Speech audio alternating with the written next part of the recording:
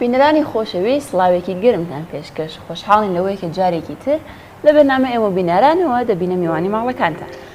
بەڵێ عزیزان لەلای منیشەوە سڵاوتان لەبێت، هیوادارین کە لە هەر کوێکەن ساغ و سڵامەت بن و مەجالی ئێوەشتان هەبێت تا بە کۆتایی بەرنامەم هەفتەیەش لەگەڵمان بن.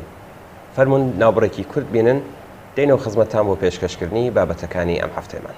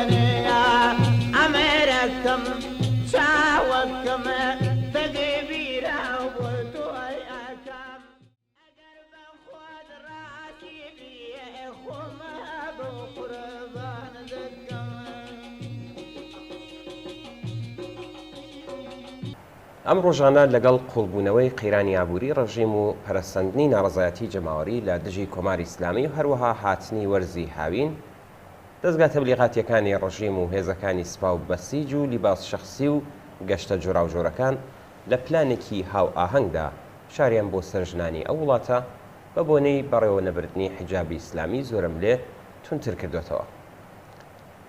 عەلەمە الهودی ئیمام جومعەی شاری مەشهەد وتوێتی ڕێگە بە بێبەندوباری نادەین و ئێران دەبێت ببێ بە وڵاتێکی کاربەلایی.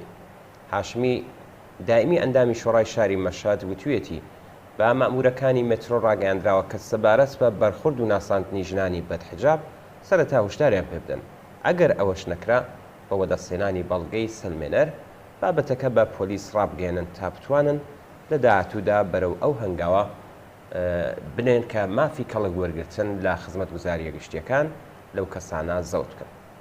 جعفەر سادق منش بەرپرسی قەرارگای 21 تیر و ناوەندی ئەمری بە معروف و نەهی لە منکریش قسە لە چاودێری ناڕاستەوخۆی حجاب لە بانکەکان و ئیدارەی بیمەکان دەکات.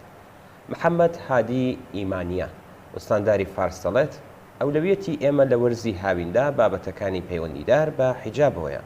ئەم بابەتە دەبێت تا کۆتایی مانگی پوشپەڕ چارەسەر بکرێت و ئەو کەسانەی کە ناتوانن لەو چوارچێوە دیاریکراوەدا خۆ بگونجێنن بڕۆن و پشووی بێحقوق وەربگرن.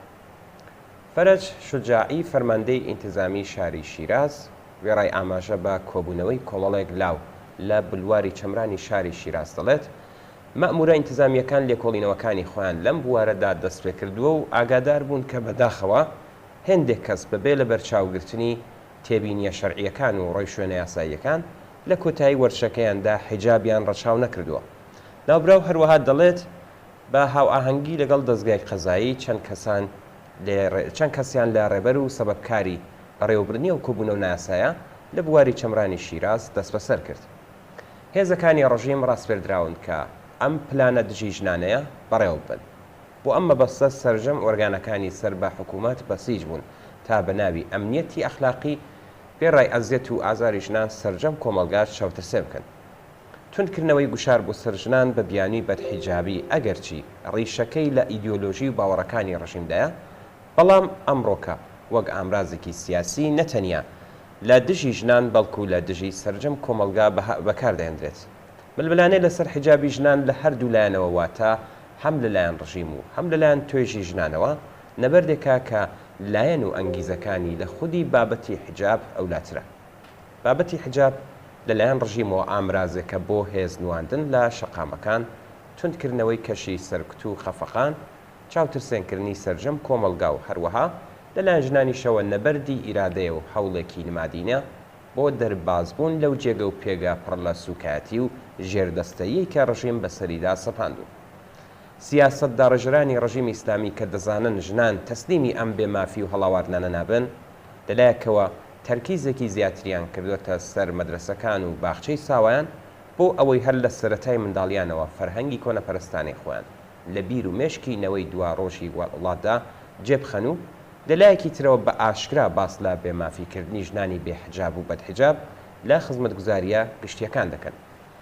ڕێگریکردن و بێبەشکردن لە خزمەتگوزاریە پزیشکیەکان، گواستنەوەی گشتی، دەستپێڕاگەشتن بە بانک و ئیدارەکان لەو ژنانەی کە پۆششی ئیسلامیان نییە و هەروەها دیوارکێشان بە دەوری پارکەکان و بە ژنانە و پیاوانەکردنی وڵات هەر ئەو سیاسەتەی ئاپارتایدی ئەفریقای باکووری پێشووە کە ڕەشپێستەکانیان لە مافی ژیان و یەکسانی بێبەش دەکرد.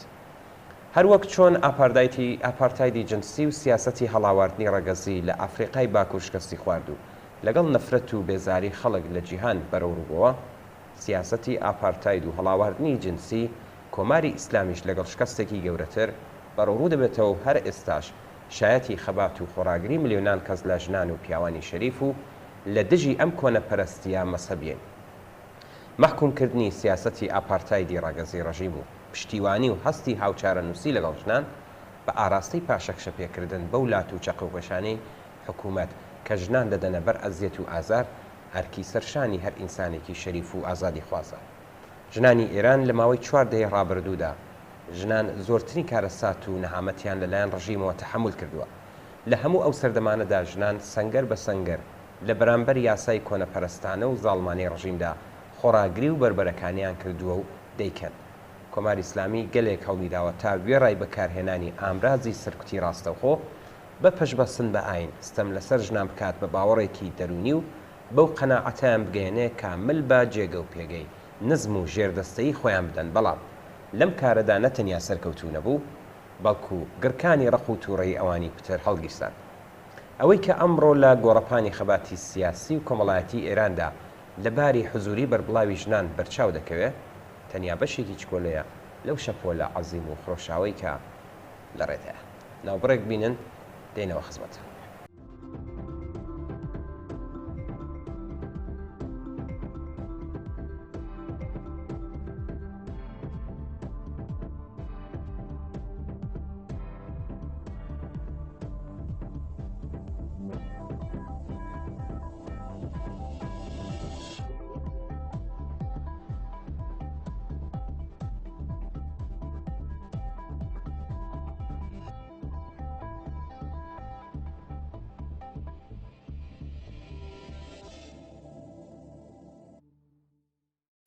وەرزی هاوین هاتوو بوارێکی دیکە بۆ دەستێوەردانی کۆماری ئیسلامی لە ناخی لاوان و نێونمامانی ئەو وڵاتە کرایەوە. دەستگاکانی بڵاوکردنەوەی خوراافە و دواکەوتویی هەوڵ دەدەن ئەو 3 مانگە تەحتیلاتی هاوینەش لە مناڵانی مەدرسەکان حرام بکەن و ڕێگان نەدەن بیر و زێنیان بحەسێتەوە و خۆیان بۆ ساڵێکی دیکە و پلەیەکی بانتر ئامادە بکەن. لەم 3 مانگەدا بە هەموو شێوەیەک هەوڵ دەدەن مناڵان ڕاکێشی شوێنە مەسەبیەکان و مزگەوتەکان بکەن. ئەم ساڵیش وەکو هەموو ساڵانی دیکە لە زۆربەی شارەکانی کوردستان ئەو پرۆژەیە بەڕێوە دەچێت. پاڵپێوەنانی لاوان بەرەو گۆشەی مزگەوتەکان لەژێر چاوەدێری ناوەندی مزگەوتەکان بێگومان پرۆژەیەکی دزێوی ئەم ڕژیمەیە بۆ شۆردنەوەی مێشکی لاوانێکە کە کۆماری ئیسلامی دەیهەوێ هەم ئێستا و هەم داهاتوویان وێران بکات. ئەم کلاسانە پێویستە بە توندی تەحریم بکرێت. تەنانەت حوزوری یەک کازە لاوێکیش لەم کلاسانەدا زیادیە. بنەماڵەکان و دایکان و باوکان پێویستە ڕێگە نەدەن مناڵەکانیان بکەونەوە هاداوێکەوە و بەم جۆرە مۆری تەئید لەسەر یەخسیری خۆیان بەدەست ئەو ڕژیمەدا بنێن. ئەم سیاسەتەی کۆماری ئیسلامی چ لە هاوین و چ لە وەرزەکانی دیکەدا دەبێت زەنگێکی مەترسی بێت بۆ هەر ئینسانێکی ئازادی خواز و ئەو بنەماڵانەی کە دەیان هەوێت ئامۆزش و پەروەرش ڕەواڵێکی عیلمی و پڕشۆر و شەوقی هەبێت و لەودا منداڵ وەکو مرۆڤێکی خەلاق متمانە بەخۆ و سەربەخۆ بار بێت. بەرەو ڕووبوونەوە لەگەڵ ئەم دیاردەیە ئەرکی بنەماڵەکانە. ئەوان دەبێ بزانن کە مناڵەکانیان ناتوانن خۆیان لەم پیلانە بپارێزن. لێرەدا ڕوو لەو ئازیزانە دەڵێن ئەگەر مناڵانی ئێمە لە مەدرسەکان خەرێکی فێربوونی زانست و هونەری زمانن، ئەوە ڕێک ناکۆکەی لەگەڵ ئەم پلانەی کە کۆماری ئیسلامی لە هاوینانیشدا بۆ لاوانی ئێمەی داڕشتووە. مەزهەب کە لە سەرەتاوە بەرهەمی بێتوانایی، نەزانی و ناوشیاری و ترسی ئینسانەکان بووە لە بەرامبەر ڕووداوە سروشتیەکاندا، ئەمڕۆ لە خزمەت پاراستنی نظامی سەرمایەداریدایە. یەکێک لە کاراییەکانی مەزهەب لە ترس و خۆفدا ڕاگررتنی ئینسانەکان و کوشتنی هەستی بڕوا بەخۆبوونە لەواندا. بۆ ئەو نیزامە باشترین ئینسان ئەوانن کە مل بە کۆیلەتی ئەدەن و بە پێی ئەو ئەرکانەی کە بۆیان دیاری دەکرێت دەژین و بەردەوام شکرانە بژێرن. بێگومان ئینسانێکی ئەوتۆ پێویستی بەوە هەیە کە بەردەوام ئەرباب، ئاخۆن، ویلایەتی فەقیه، پۆلیسیان دەوڵەت و ناوەندێکی ئاسمانی بەسەریدا فەرمانڕەوایی بکات. مەزهەب ئەم هەلوو مەرجە بە وەسیلەی فێرکردن و عادەتدان بە ترس لە جەهەنەم، ترس لە عەزابی شەوی ئەوەڵی قەبر و هاتنی نەکیر و منکر و کۆمەڵێک خوڕافاتی تری لەم چەشنەدا بین دەکات و کەسایەتی منداڵ هەر لە سەرەتاوە تێک دەشکێنێت. منداڵێکی ئەوتۆ هەتا لەژێر کاریگەری ئەم چەشنە خوڕافاتە نەدابێت، ناتوانێت کەسایەتێکی سەربەخۆ بێت، بەڵکو کەسێک دەبێت ترسنۆک و بێ ئیرادە. ئەمە هۆکاری دووهم ئەوەیەکە ئەو شتانەیە کە پەیوەندیان بە مەسەلەی دنیای وەهمی دوا ڕۆژەوە هەیە، وەک فریشتە، ڕۆح و جنۆکە و شتی ترەوە، لە هەمان حاڵدا کە شتێکی پوچ و بێبنەمان گەلێکیش ئاڵۆزن. ئەو شتانە لەگەڵ ئەقڵدا ناگونجێن. شیاوی دەرککردن، تاقیکردنەوە و پێوانەکردن نین و زێهنی منداڵ تێک دەدەن و زیانی گەورەی پێدەگەێنن. منداڵ لە توانایدا نییە داستانی دوور لە ئەقڵی دروستبوونی دنیا لە 6 ڕۆژدا دروستبوونی ئینسان دەخاک، هەروەها چەمک و دەستەواژەهایەکی وەک نەبووەت، ڕسالەت، معاد و کۆمەڵێک شتی تری دوور لە ئەقڵی لەم چەشنە دەرک بکات. بەڵام لە ژێر گوشاردا ناچار دەبێ ئەو شتێکە فێری دەکەن دووپاتیان بکاتەوە. زێهنی منداڵێکی کەم بەم خوڕافاتانە گۆش دەکرێت، لە داهاتوودا ناتوانێت شتە زانستی و واقعیەکان وەربکرێت و ئیمکانی هەر چەشنە خەلاقیەت و نوێخوازیەکی تێدا دەمرێت. منداڵێکی ئەوتۆ ناچار دەبێت وانیشان بدات کە هەموو شتێک دەرک دەکات و ئەمەش خۆی لە خۆیدا زەمینەی ڕیاکاری تێدا پێک دەهێنێ و سەرنجام ئەو منداڵە لەوانەیە زۆر جار تەنیا بۆ ڕازیکردنی دایک و باب و مامۆستاکەی پەنا بباتە بەر درۆکردن. لە یەک کەلامدا دەتوانین بڵێن کە مەزهەب منداڵ لە کایەکردن، سەما و هەڵپەڕکێ، مۆسیقا و هەموو شادی و خۆشیێکی ژیان بێبەش دەکات و ئەوان لەگەڵ مەرگ و شەهادەت و لە خۆدان و تاریکیەکان ئاشنا دەکات. باشترین و کاریگرتنین ڕێگا بۆ جیاکردنەوەی مەزهەب لە ئامۆزش و پەروەرش و ڕزگارکردنی منداڵان لە دەست مەزهەب ڕزگاربوون لە دەست کۆماری ئیسلامیە. بەڵام تا ئەو کات نابێت دەست لەسەر دەستدا بنین. خۆ ئەگەر مناڵەکانمان بە ناچار لە مەدرسە لە ژێر کاریگەری ئەو فەرهەنگەدا کە کۆماری ئیسلامی بە شوێن پەرەپێدانیەتی هاوینان بۆ تعتیلاتی منداڵەکانمان لە دەست خۆماندایە. ڕێگا نەدەین کە ئەم ناوەندانەی کە کۆماری ئیسلامی لەژێر هەر ناو و بە هەر فێڵ و فریوێک دیاری کردوون قەرە باڵغ بن و مناڵان تێیدا بکەونە ژێر کاریگەری پرۆژەکانی حکوومەتی ئیسلامیەوە.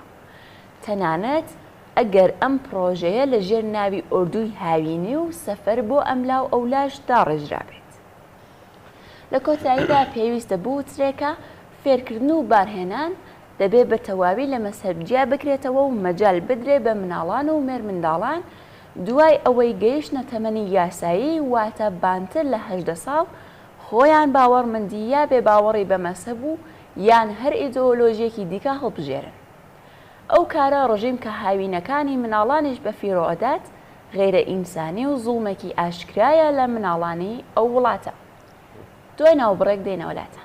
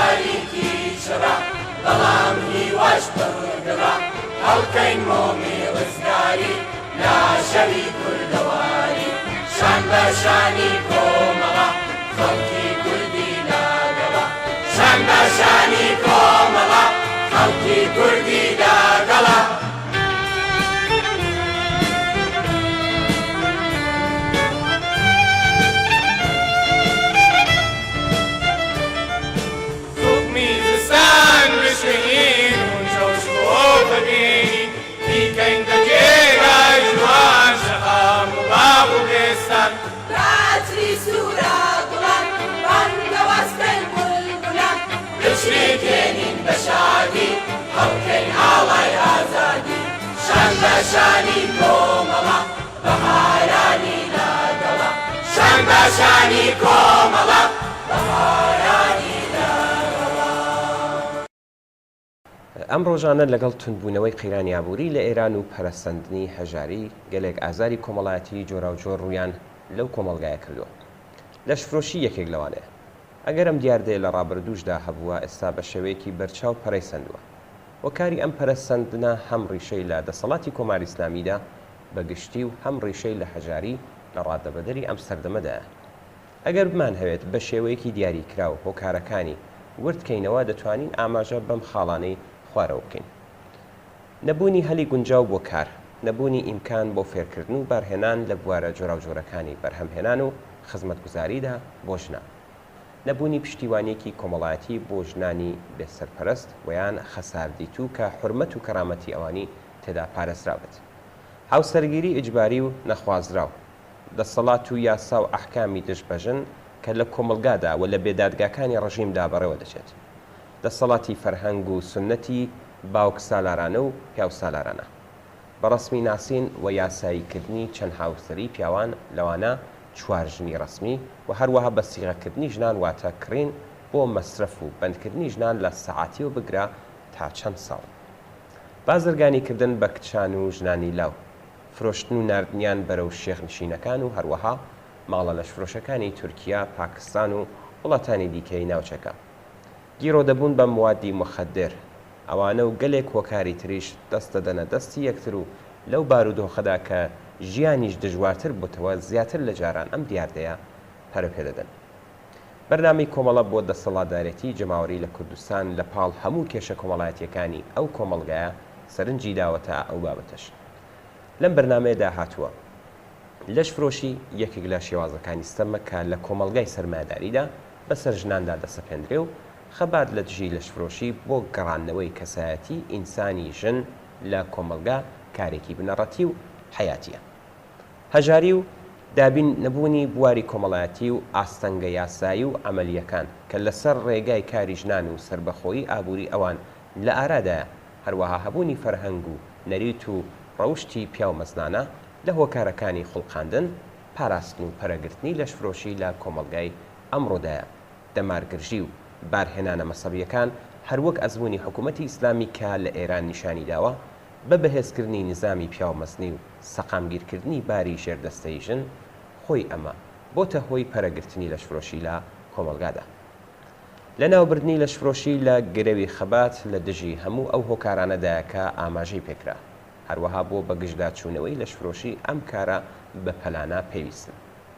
ئەرکی دەوڵەتە کە قوربانیەکانی دەستی لەشفرۆشی لە بواری ئابووریەوە دابین کات و ئیمکاناتی پەروەردەی و هەلو مەرجی پەیداکردنی کار و پیشەی گونجاویان بۆ تەرخام بکات.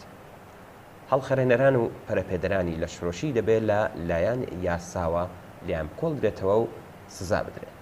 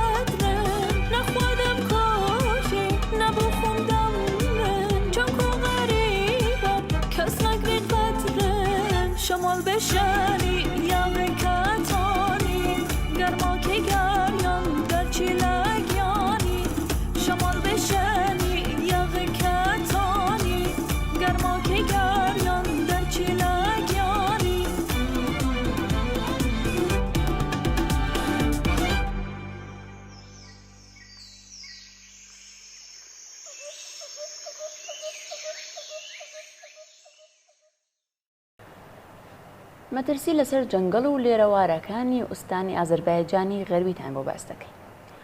راپۆرتەکان باس لەوە دەکەن کە بەهۆی کەمتەرخەمی کاربەدەستانی ڕژیم سەرچاوە سروشتی و لێرەوارەکانی کوردستان لە حاڵی لەنێوچووندان. ماوەی چەندین ساڵەکە لە نێوبردنی سەرچاوە سروشتیەکانی ئوستانی ئازەربایجانی غەربی بە شێوەیەکی بەربڵاو ڕوو لە زیادبوون کردووە و ڕژیم لە بەرانبەریدا بە ئاشکرا کەمتەرخەمی دەنوێنێ. بڕینی دار و بەکارهێنانی بۆ سوتەمەنی یەکێک لە هۆکارەکانی زربە لێدان لە ژینگە و جەنگەڵەکانە.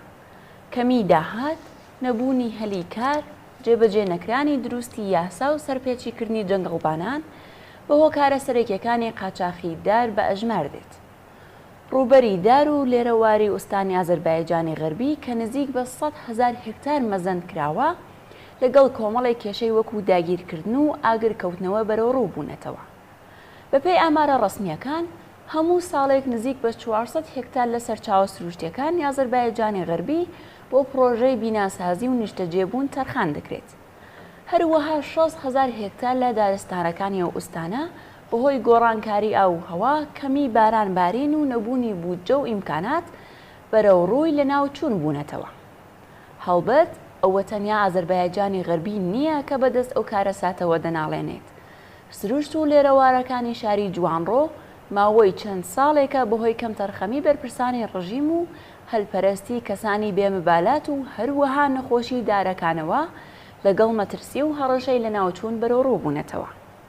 بە وتەی خەڵکی ناوچەی جوانڕۆ، ژمارەیەکی بەرچاو لە داروەن و بڕوەکان لە ناوچەی جوانڕۆ کە تەمەنیان زیاتر لە 400 ساڵە لەلایەن کەسانی هەلپەرستەوە لە نێوچوون. خەڵکی ئاوایی کانی گڵی سەر بە شاری جوانڕۆ دەڵێن ئەو دارانە لەلایەن ڕاوچیانی سمۆرە و کەسانی دیکەوە ئاگریان تێبەردراوە. لێرەوارەکانی سەیرانگای ئایشێول وا دارەکانی بەشی شماڵی شاری جوانڕۆژ بە هۆکاری ئینسانی، سروشتی و نەخۆشیەوە لەگەڵ قەیرانی وشکبوون بەرەو ڕوون. ناوبرێک بینین دێنەوە خزمەتان.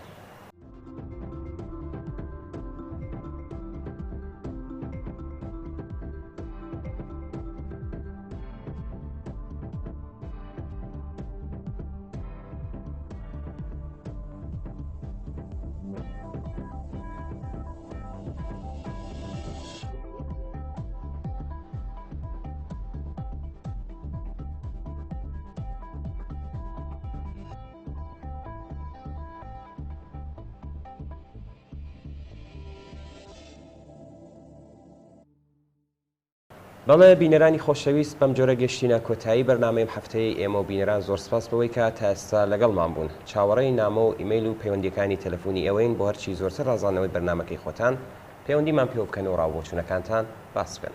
تا دیدارێکی تر ماڵاوە.